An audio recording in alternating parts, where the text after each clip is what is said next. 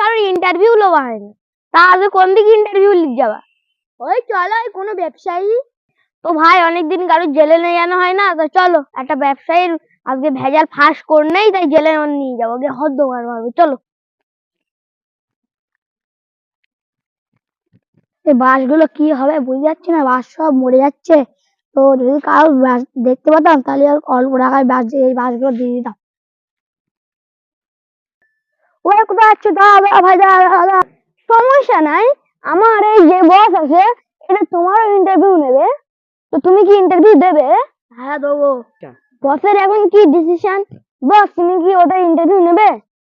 হ্যাঁ অবশ্যই তো ইন্টারভিউ নিতে হবে, নাহলে আমার পেট চলবে কি করে। তো ডেকে আনো তাকে। ও স্যার, আমার এই বাসগুলো বিক্রি হচ্ছে না, তুমি আমার বাসগুলো বিক্রি করে দাও স্যার। তো হ্যাঁ চলো, কোথাও একটা বসে তোমার ইন্টারভিউ নেওয়া যায়, চলো ওইদিকে চলো। তো স্যার আমার এইসব ধারে তো সব আমার বাস। এটা হলো তল্লা বাস, ওটা হলো বাংলা বাস, এটা হলো ইংলিশ বাস, এটা হলো হিন্দি বাস। তো সমস্যা নাই, তোমার বাসগুলো আমরা বুঝলাম ভালোভাবেই, তো তোমার বাসে হয়তো ভেজাল আছে। না ভাই ভাই, আমার এতে কোনো ভেজাল নেই। এই দেখো কি সাউন্ড আছে।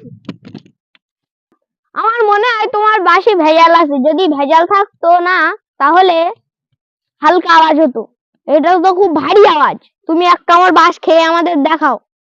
স্যার এই জিনিস কি খাওয়া যায়? এই বাস খেলে তো আমার গলা শুকিয়ে যাবে। মূলত তোমার বাসে ভেজাল আছে, এই বাস তোমার খেতেই হবে, না খাইলে তোমাকে জেলে পড়া হবে, মূলত ওখানে জেল আছে, যাবে?